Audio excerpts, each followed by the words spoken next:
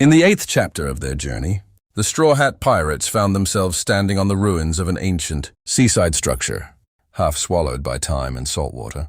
The wind howled through broken stone pillars, carrying whispers of forgotten sailors and lost dreams. The ocean nearby shimmered under a fading sky, as if watching silently. I mean, we should be careful, Usopp said nervously. Treasure like this usually has traps, or curses, or giant sea monsters guarding it. I'm just saying!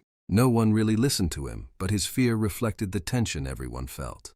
Then Zoro stepped forward, calm, silent, strong. His hand rested lightly on his sword, not in threat, but in readiness. His eyes scanned everyone once, then stopped on Luffy. You're all thinking too much, Zoro said flatly. A swordsman doesn't chase treasure. A man doesn't lose his path because of gold. He turned slightly toward Luffy. I trust this idiot captain more than I trust any history or legend. That statement carried weight. Even Sanji gave a small exhale of agreement. All eyes slowly shifted back to Luffy. The boy with the straw hat looked at the chest in his hands. He tilted it slightly, as if trying to understand why everyone was so serious about a box. Then he smiled, a simple, carefree smile, the kind that never carried greed, fear, or doubt. I don't need this, Luffy said. Everyone froze again.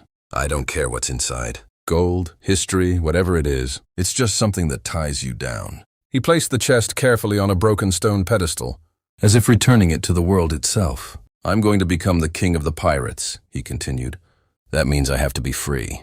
If I start clinging to things like this, I'll lose what I'm really chasing. Nami's eyes widened. Are you insane? This could fix everything! But Luffy just laughed lightly.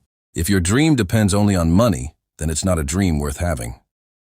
The words hit differently. Not harsh, but honest. Zoro smirked faintly. Sanji looked away, slightly impressed. Usopp scratched his head, unsure whether to be relieved or confused.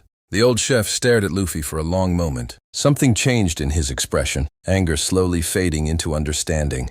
So this is the kind of captain you follow, he said quietly, glancing at Sanji. Sanji nodded without hesitation. Yes, at the center of it all stood Luffy. In his hands was a mysterious treasure chest, old, sealed and glowing faintly with a strange golden light. It was not just ordinary gold or jewels. Something about it felt heavier, like it carried history, promises, and conflict all at once. Even Luffy, who rarely understood the value of money or wealth, could feel that this was different. The crew gathered around him slowly. Sanji stood a few steps away, cigarette burning low between his fingers. His expression was unusually serious. Beside him was his former mentor, an old, weathered chef with a sharp tongue and even sharper memories. His eyes locked immediately onto the chest. The old chef's voice broke the silence first. That chest, I recognize it, he said firmly. It belongs to an old maritime vault that was taken during chaotic times. It is not just treasure. It is history. Luffy, you cannot keep this. He stepped forward, his tone growing sharper. This belongs to people who lost everything. You must return it. Sanji's eyes narrowed slightly, but he did not interrupt. His loyalty to his past and his present clashed silently within him. The old man turned toward Sanji. You were trained to understand responsibility. Take it from him. Do what is right. For a moment, everything felt frozen. The sound of waves. The wind, even breathing. Sanji closed his eyes briefly. Then he stepped forward, but not toward Luffy. Instead, he stood beside him. I respect you, Sanji said quietly, but I can't take it from him. The old chef's face hardened. You would choose pirates over your teacher? Sanji shook his head. I choose my captain. Luffy is not someone who takes things for greed. If he holds that treasure, it's because fate brought it to him, not because he stole it for himself. A heavy silence followed. Then Nami stepped forward. Her eyes were fixed on the chest with a mixture of hope and pain. Unlike others, she did not see history or ideology. She saw survival. She saw villages, people struggling, debts unpaid, hunger and fear.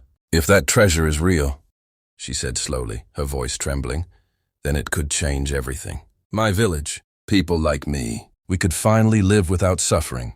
Her hand hovered slightly toward the chest. For a brief moment, the air tightened.